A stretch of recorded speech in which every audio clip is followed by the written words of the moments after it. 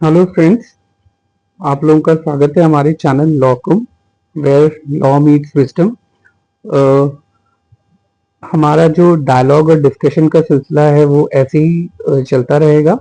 और इसी सिलसिले में आज हम जो एक बहुत ही इम्पोर्टेंट जजमेंट डिस्कस करने जा रहे हैं, जो दिल्ली हाई कोर्ट ने इसी महीने प्रोनाउंस किया है 7 जुलाई 2025 को। और ये इसलिए इम्पोर्टेंट है कि ये जजमेंट अभी जो ऑपरेशन सिंदूर हुआ था उसी के कॉन्टेक्स्ट में जो यूनियन ऑफ इंडिया ने टर्किश एयरलाइन मैनेजमेंट कंपनी का सिक्योरिटी क्लियरेंस कैंसिल कर दिया था। तो ये जो रिट पिटीशन फाइल हुई थी ये टर्किश एयरपोर्ट मैनेजमेंट कंपनी ने फाइल करी हाई कोर्ट में for setting aside the refusal और renewal of the security clearance, और आप ये भी कह सकते हैं कि against the termination of the security clearance of Turkish company. ये जजमेंट जैसे मैंने बोला, ये जजमेंट प्रोनाउंस हुआ था 7 जुलाई 2025 को। The name of the petitioner is Celebi in airport services India private limited versus union of India. और इसमें एक दूसरी जिसे कहते हैं कि सिस्टर कंपनी थी, Celebi Delhi cargo terminal management India private limited. ठीक है, तो ये जजमेंट हमें ये दिखाएगा कि कभी कभी जो कॉन्सेप्ट्स हम लोग शुरुआत से पढ़ते आते हैं, प्रिंसिपल ऑफ नेचुरल जस्टिस, कि आप किसी के अगेंस्ट कुछ फैसला लेने से पहले उसको शो कॉज नोटिस दोगे, उसको सुनोगे, उसकी बात को समझोगे, तब उसके अगेंस्ट फैसला लोगे। लेकिन ये judgement principle of natural justice को कब फॉलो नहीं करना है, इस दिशा में ये जजमेंट देता है। और ये हमें ये भी दिखाता है कि यूनियन ऑफ इंडिया या government, state authority national security और सिक्योरिटी क्लियरेंस के नाम पे कोई भी प्लीनरी काम कर सकती है। प्लीनरी मतलब कि स्वीपिंग काम, जो जिसका जिसका लॉ से या जो रूल्स हैं उनसे कोई भी मतलब नहीं है।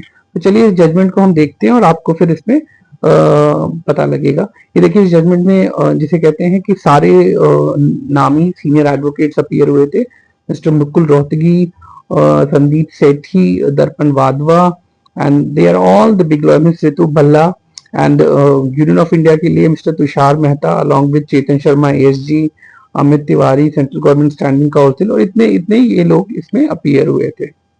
चलिए इस जजमेंट को देखते हैं कि इसका प्रीमाइस क्या था चैलेंज का, और इसमें एग्जैक्टली चैलेंज क्या किया जा रहा था। So I'll read the first para. This says that the present writ petitions have been filed by the petitioners, being aggrieved by the actions undertaken by the respondents, culminating in the revocation of the petitioner's security clearance.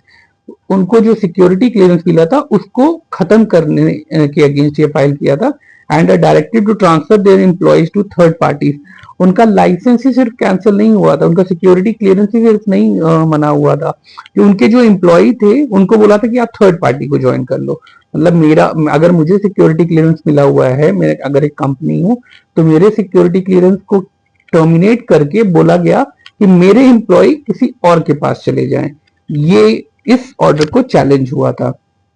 और उसके बाद जो sister company थी उनका भी similarly यही challenge था। अब इसको देखते हैं कि अगर ये देखें आप, इसमें यहाँ पे जो कैंसिलेशन ऑर्डर है, टर्मिनेशन ऑर्डर है, वो यहाँ पे रिप्रोड्यूस किया गया है। ठीक है, अब इसमें और भी देखते हैं, ये भी सिमिलर, ये भी सिक्योरिटी टर्मिनेशन ऑर्डर है। और इसमें जो डिसीजन था उसको चैलेंज की इस ग्राउंड पे किया गया कि the decision was taken unilaterally, मतलब बिना सुने ही, without furnishing any reason, and more importantly without affording petitioner any opportunity of being heard. ठीक है, उसके बाद अब इसमें हम और देखते हैं कि क्या क्या। अच्छा, उसके बाद ये लेटर बहुत इंपॉर्टेंट है, 14 मई का लेटर है, जो ये देखिए, ये लेटर लिखा मिस्टर मुरली रामचंद्रन, प्रेसिडेंट हैं सेलिबाई एविएशन होल्डिंग के, जो पिटिशनर्स के जो प्रेसिडेंट हैं India and South East Asia को। उन्होंने लेटर लिखा कि we are reaching out to seek a fair and open opportunity to present on facts, clarify our position.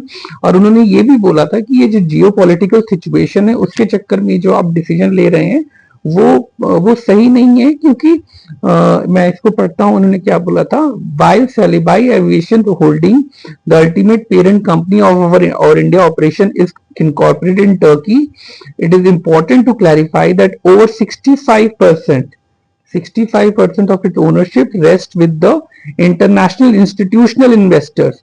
These include respected blue chip funds based in Canada, the United States, Singapore, UAE and Western Europe. To support this, I have enclosed 2 disclosure document. उसके लिए इन्होंने बोला कि हमारी incorporation भले ही Turkey में है, लेकिन हमारे 65% इन्वेस्टर्स हैं वो कनाडा, यूएस, वेस्टर्न यूरोप और भी जगहों से हैं। तो आप सिर्फ ये कह के कि ये टर्किश में इनकॉर्पोरेट हुई है इसीलिए पूरा कैंसिल कर दो, this is not the right thing to do. अब इसके बाद, लेकिन इसके बाद भी कोई जवाब नहीं आया, तो फिर इन्होंने रिट पिटीशन फाइल की। अब ये रिट पिटीशन के लिए जो सबमिशन थे वो आप ये देखिए, इन्होंने ये बोला कि हम 17 साल से काम कर रहे हैं इंडिया में, ठीक है, और it is submitted that the petitioner record has been unblemished with no complaints against its services and that the security clearance granted to the petitioner have never been recalled, suspended and terminated, ठीक है। और उसके बाद ये भी बोला है the include orders come as a bolt from the blue, मतलब अचानक आ गया, एक झटके की तरह आ गया। No show cause notice, no opportunity of heard was granted, the include order do not disclose any reasons. देखिए जैसे हमने लॉ में पढ़ा हुआ है कि विदाउट रीजंस कोई ऑर्डर है वो it is not having any legs to stand, तो ये अनरीजन ऑर्डर का तो कोई मतलब ही नहीं है। Unreason order, it is not having any capacity to be termed as a order, ठीक है। तो उसके बाद फिर उन्होंने एक और रूल 12 का भी सहारा लिया पेटिशनर्स के लॉयर्स ने, कि rule 12 of aircraft security rules 2023, जिसमें था कि director general after giving the entity an opportunity of being heard and for reasons to be recorded in writing may suspend for a period not exceeding 1 year और cancel impose condition respect of यानी security clearance. तो ठीक है, आपको notice देना पड़ेगा security clearance को change करने के लिए, ठीक है। और उसके बाद उसको समराइज किया गया कि opportunity of being heard is the prerequisite of Rule 12 for reasons to be recorded in writing. BCS has the direction to either suspend the security clearance. BCS has the reasonable ground to believe that such action is necessary in the interest of national security. ठीक है, इन्होंने इसमें ये argument था कि rule 12 जो है वो कोई एक्सेप्शन देता ही नहीं है, आपको सुनना तो जरूरी है और ये मैंडेटरी है आपको अपॉर्चुनिटी ऑफ बीइंग हर्ड देना, ठीक है ये। और उसके बाद उन्होंने जजमेंट भी रिलाई करे, ये जो कि नेचुरल जस्टिस तो इंपॉर्टेंट पार्ट है एडमिनिस्ट्रेटिव डिसीजन मेकिंग का, तो ये भी कई सारे जजमेंट इन्होंने गोरखा सिक्योरिटी सर्विसेज और ये सब लिए। और उसके बाद और भी ये सबमिशन था, it is submitted that even cases of emergent situation where prompt action will be necessary the legal position में remains the principle of natural justice must be complied with. ये आपके पास चॉइस नहीं है प्रिंसिपल ऑफ नेचुरल जस्टिस को comply करने की, तो आपको करना ही करना है, ठीक है। और उसके बाद उन्होंने एक जजमेंट आप इसे जरूर पढ़िएगा, ये सुप्रीम कोर्ट का जजमेंट है जस्टिस चंद्रचूड़ का, मध्यमम ब्रॉडकास्टिंग लिमिटेड। इसमें ये कहा था कि इसमें एक चैनल का लाइसेंस टर्मिनेट हो गया था, सस्पेंड कर दिया था, सिक्योरिटी क्लियरेंस नहीं मिला था। तो सुप्रीम कोर्ट ने बोला था कि आप सिक्योरिटी और नेशनल सिक्योरिटी के गार्ब में का सहारा लेके आप किसी का धंधा बंद नहीं कर सकते हो। तो इस जजमेंट को पिटिशनर ने रिलाई किया था कि यहाँ पे तो हमारा धंधा ही बंद कर दिया, हम 17 साल से काम कर रहे हैं, अगर भारत पाकिस्तान से लड़ाई हुई तो हम सिर्फ टर्किश में इनकॉर्पोरेटेड है तो हमारा धंधा क्यों बंद हो रहा है, और हम एक प्रोसेस से आए हैं, 17 साल से काम कर रहे हैं, हमारा रिकॉर्ड अनब्लेमिश्ड है, हम एयरपोर्ट मेंटेनेंस जैसी इंपॉर्टेंट सर्विसेज दे रहे हैं, ठीक है। फिर ये इन्होंने अपना वो लिया और ये भी इन्होंने बोला कि ये जो डिसीजन मेकिंग सरकार ने की है ये पब्लिक परसेप्शन के बेसिस पे की है, कोई ऑब्जेक्टिविटी नहीं थी, कोई उसमें कोई प्रिमाइस नहीं था। इंडिया पाकिस्तान का वॉर हो रहा है, पब्लिक को लग रहा है कि टर्की पाकिस्तान की हेल्प कर रहा है, तो हम टर्की में इनकॉर्पोरेट है तो हमारा भी वो कर दिया, हम भी इंडिया में काम कर रहे हैं, हमारे इन्वेस्टर्स चारों तरफ हैं और हम इंडियन लोगों को वो भी दे रहे हैं, नौकरी भी दे रहे हैं। तो ये आर्ग्यूमेंट को लेके पिटिशनर्स ने कोर्ट के सामने रखा। फिर अब देखिए इसमें रिस्पोंडेंट यानी यूनियन ऑफ इंडिया का क्या कहना था, इसको रिस्पोंडेंट को लीड किया हमारे solicitor general mister Tushar Mehta ने, और इन्होंने बेसिकली ये बोला कि गवर्नमेंट के पास एयरक्राफ्ट एक्ट प्लीनरी पावर है। प्लीनरी मतलब सब कुछ है उनके पास, वो जब चाहे कुछ भी कर सकते हैं when national security is involve. ठीक है, और उसके बाद उन्होंने बोला कि जब नेशनल सिक्योरिटी होती है तो फिर हम रूल्स और रेगुलेशन को बहुत ज्यादा देखने की जरूरत नहीं है। ठीक है, और फिर अल्टीमेटली उन्होंने ये भी बोला कि जो जो पिटिशनर के एम्प्लॉय हैं इनके पास अनरेस्ट्रिक्टेड एक्सेस था एयरपोर्ट का। तो अगर नेशनल सिक्योरिटी का मामला है तो किसी के पास अनरेस्ट्रिक्टेड एक्सेस है, तो हम उस समय हम लोग को नेशनल सिक्योरिटी देखना पड़ेगा, न कि रूल्स एंड रेगुलेशन को। ठीक है, और उसके बाद उन्होंने ये भी बोला था कि ये कि principle of natural justice are not absolute. ये नेशनल सिक्योरिटी के सामने प्रिंसिपल ऑफ नेचुरल जस्टिस कुछ भी मायने नहीं रखता। प्रिंसिपल ऑफ नेचुरल जस्टिस का पलड़ा भारी नहीं होगा नेशनल सिक्योरिटी के सामने। ये यहाँ पे सबमिशन थी।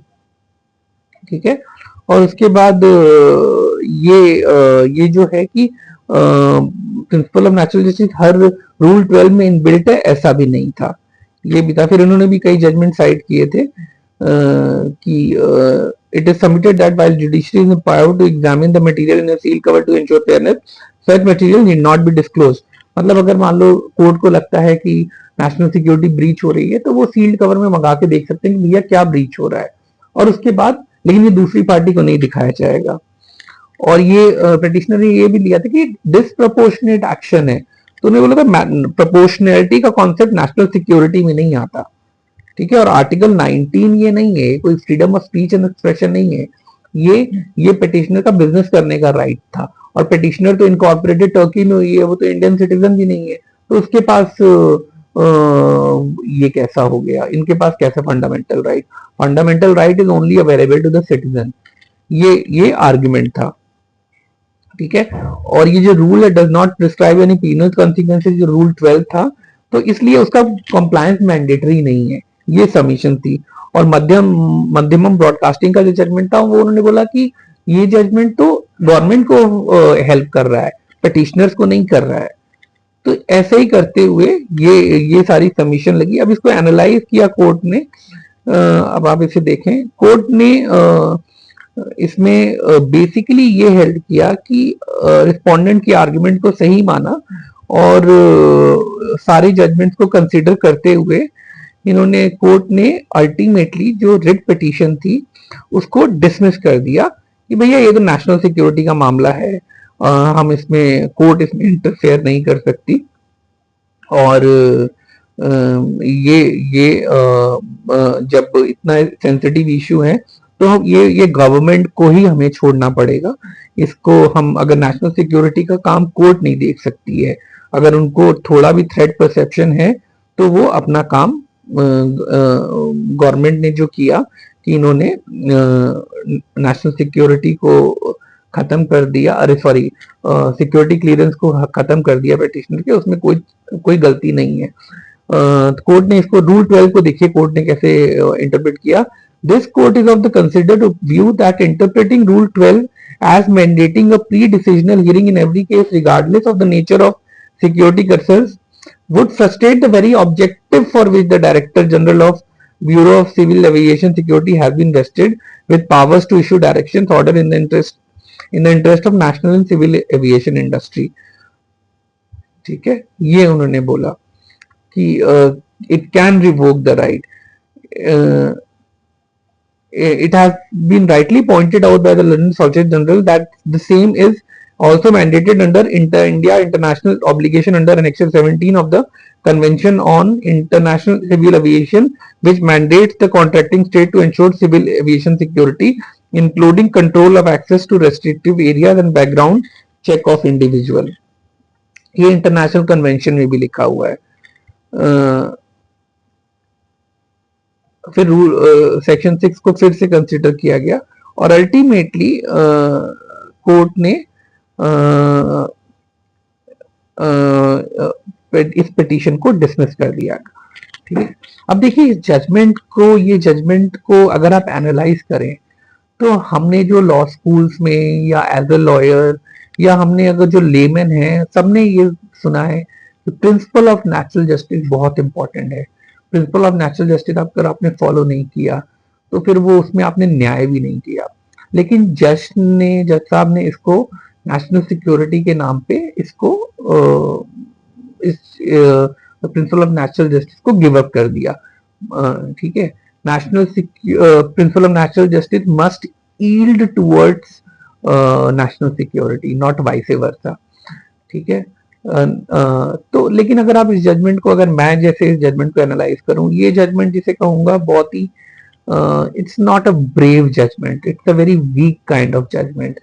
देखिए दिल्ली हाई कोर्ट और गुजरात हाई कोर्ट इस समय इनसे ना बोल्ड जजमेंट्स की उम्मीद करना ना बड़ी इधर भी प्रॉब्लमैटिक है।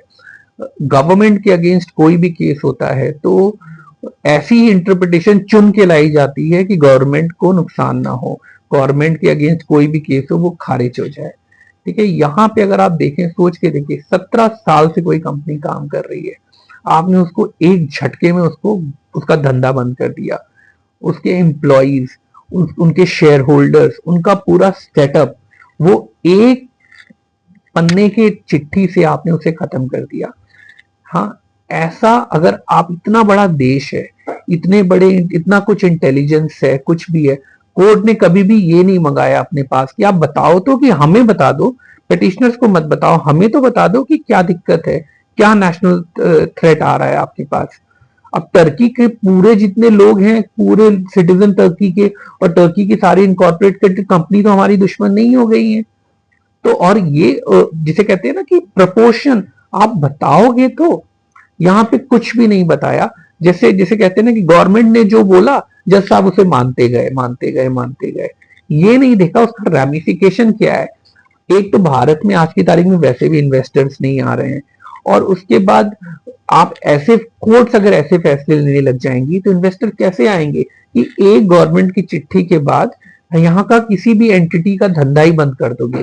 पूरे भारत में पूरे सारे एयरपोर्ट पे इतने सारे इन लोग के एम्प्लॉइज हैं, चलो आप एम्प्लॉइज को कहीं और रख भी लोगे, लेकिन आप इन्वेस्टर का कॉन्फिडेंस कैसे जनरेट करोगे।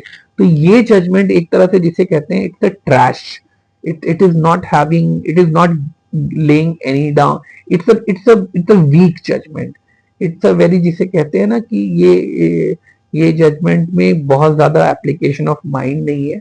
जो गवर्नमेंट ने बोला वो मान लिया गया without seeing the largest perspective behind it. तो अगर आप इसे रेटिंग करने को बोलो तो मैं इस जजमेंट को 10 में से 2 नंबर दूंगा।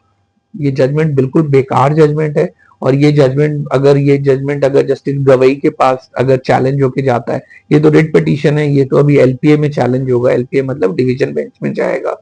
नहीं तो ये सुप्रीम कोर्ट जाएगा, ये जस्टिस चंद्रचूड़ के पास होता, या जस्टिस ओक जो अभी रिटायर हुए उनके पास ये जजमेंट अगर इंक्लूड होके जाता, या जस्टिस गवई के पास जाएगा, तो ये judgement needs to be set aside, because this judgement is a very very, law की तो धज्जियां उड़ गई हैं इस जजमेंट में। इसका कुछ भी वो नहीं है। It's not a brave judgement, it's not a bold judgement, it's a very very weak kind of judgement. तो मुझे उम्मीद है कि आपको ये डायलॉग और डिस्कशन का जो हम लोग की जर्नी है उसमें आप लोग को अच्छा लग रहा होगा, और आप हमें ऐसे ही अपने कमेंट्स और सजेशन देते रहेंगे, और ऐसे ही हमारी जर्नी कंटिन्यू रहेगी। बहुत बहुत धन्यवाद।